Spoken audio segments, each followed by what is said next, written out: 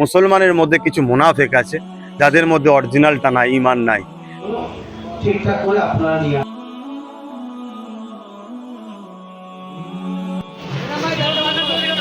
আসসালামু আলাইকুম। আজ আমরা চলে আসছি ফুরফুরা শরীফে। কাল থেকে আছে ইসালে স্বভাব 21, 22, 23 ফাল্গুনে যে ইসালে স্বভাব হয় সেইটারই কিছু ভিডিও আপনাদের সামনে নিয়ে আসবো। তো আজকে আমরা সিধে চলে যাব আব্বাস সিদ্দিকি নওশাদ সিদ্দিকি ওনার বাড়িতে। তো আমরা এখন চলে এসেছি দোহা হুজুরের যে নতুন বাড়ি আছে, নতুন বাড়ির সামনে আমরা চলে এসেছি। তো দেখছেন এটা মাদ্রাসা। তো এইখানে আমরা এখন ঢুকবো না, আমরা আগে আব্বাস সিদ্দিকি নওশাদ সিদ্দিকি ওইখানে যাব, তারপরে ভিডিওতে এইখানকার ভিডিও দেবো। তো চলুন দেখা যাক।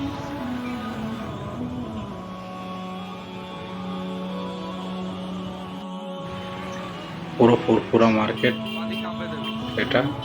এই যে দেখছেন এই আব্বাস সিদ্দিকি। আগামীকাল থেকে শুরু হচ্ছে ইসালে সওয়াব হুগলি জেলার ফুরফুরা শরীফে। ঐতিহাসিক ইসালে সওয়াব, সেখানে হাজার হাজার নয় লক্ষ লক্ষ মানুষের সমাগম হয়। তো আজকে আমরা হুগলি জেলার অন্যতম পীরজাদা আব্বাস সিদ্দিকী সাহেবের সঙ্গে আমরা কয়েকটা কথা বলে নেবো। আগামী মুজাদ্দিদুজ্জামান আমিরুল সৈয়দ কুতুবুল আলম শাইখুল বাঙ্গাল ফ্রিডম ফাইটার পীর আবু বকর সিদ্দিক রহমতুল্লাহ আলাইহে 250 বাতাসা নিয়ে এই ঐতিহাসিক ইসালে সওয়াব করেছিলেন। বাপ আদম আলাইহিস সালাম থেকে নিয়ে দুনিয়ায় যত মোমেনা আসবেন প্রত্যেকের রুহের মাগফিরাতের উদ্দেশ্য।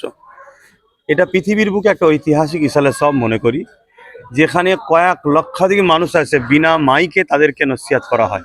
বিভিন্ন জায়গায় পীরের আওলাদ উত্তরসূরি যারা আছেন এবং সিলসিলার আলেম উলামা মুহাদ্দিস ফুকাহা যারা উলামারা রয়েছেন, তেনারা বিভিন্ন জায়গায় বসে ইলমে মারিফাত এবং ইলমে জাহির দুই এলেমেরই শিক্ষা তেনারা দিয়ে থাকেন।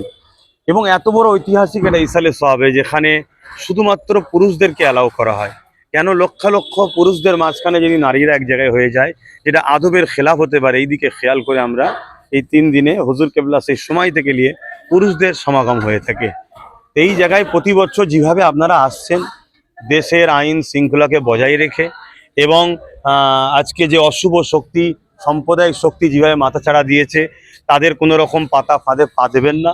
যেভাবে প্রতি বছর শান্তি সম্প্রীতি ঐক্য ভ্রাতৃত্ব আইনকে মান্যতা দিয়ে আসছেন ওইভাবেই আসবেন।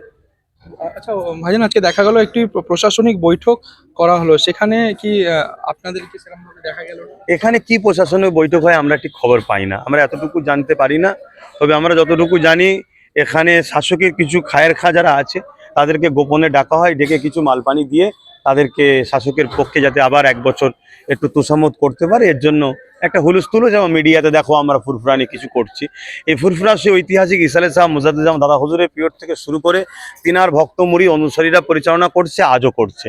তাদের মধ্যে থেকে আওলাদদের একটা ভূমিকা বেশি, কিন্তু ভক্ত মুরিদ অনুসারী প্রত্যেকে দাদা হুজুরের আওলাদ, একটা অন্তরের সন্তান, কালবি সন্তান, একটা রুহানি সন্তান, সবাই এই ইসালে সব পরিচালনা করে। এখানে শাসকের কখন কে কি ডাকছে না ডাকছে সেভাবে আমাদের অতটা নেই।